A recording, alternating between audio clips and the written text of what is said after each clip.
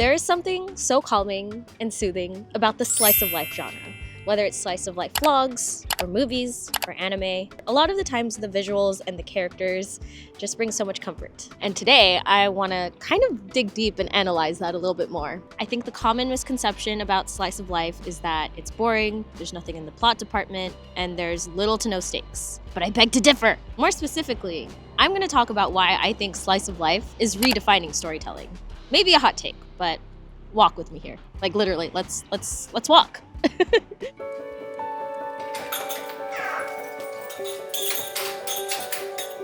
In slice of life, it's more common for the environment and nature to play a huge role in the story and in the characters. For example, one of my favorite scenes in Kiki's delivery service is actually the opening scene. The movie opens with her lying on the grass, listening to the radio, the wind softly blowing through her hair, and later on in the scene, she has the realization that because the weather is so good, it's the perfect condition to set off on her journey to become a witch. And because this moment is so fleeting, she wants to take the opportunity and run with it. And you can see this because you're just in that scene. It's like you're in that scene with her. You're literally lying down with her. The biggest reason why slice of life movies and anime tend to linger on certain environmental or natural elements is because it's a way for the viewer to immerse themselves into the story, into the character's perspective, and to really get a feel of where the character is at. It helps to create that atmosphere. And more often than not, it is very calming. I feel like that's why slice of life tends to be associated with reducing stress and anxiety. It just has that natural effect that comes with just focusing on the mundane. Which brings me to my next point. I think slice of life does an excellent job of celebrating the mundane. There's a reason to that. For example, I'm gonna bring up Kiki's Delivery Service because it's my personal favorite Studio Ghibli slice of life movie. In the movie, we really get to see Kiki's day-to-day life. We see her going grocery shopping, we see her cooking breakfast, we see her running errands and running her small business. To the average viewer, it may not seem like a lot, but when you look at the movie bigger picture, you really see these small moments adding to Kiki's perception of the world and of her work. As you progress throughout the movie, you can tell that Kiki's really bogged down by these mundane moments in her life.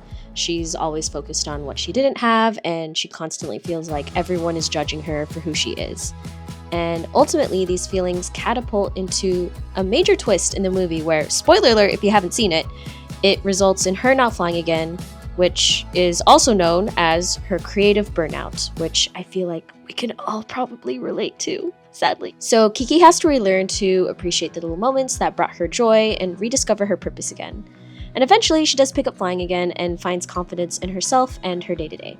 On the surface, these mundane moments may not feel like there's a lot of impact, but there really is. The mundane moments in movies, and also in real life, have much more impact than we realize. When you go about it day by day, it feels as if it doesn't really matter, but bigger picture, it does add to the way that you view the world or the way it affects your emotional well-being. And I think it's important to recognize that and acknowledge that. Thanks, slice of life movies and anime. Let's change up the scene. I think the biggest critique of the slice of life genre is that there's very little plot, there's not a lot of stakes, and it creates a boring viewing experience. Some slice of life movies tend to be like that, but the good slice of life movies, although they may not have plot, they do make it up in deep character study. Yes, Toffee, do you have anything to say? My dog has something to say about slice of life.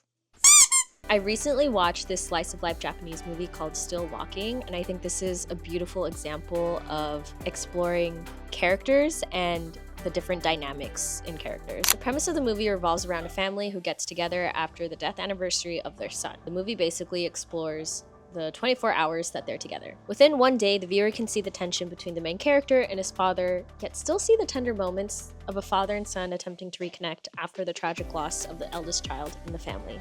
If you haven't seen it, I highly recommend it. It's like a Studio Ghibli film, IRL. It definitely feels very good for the soul. Just from my personal observation, I've seen slice of life grow in anime and movies and also in the vlogs we consume. I feel like it's a very common genre in YouTube.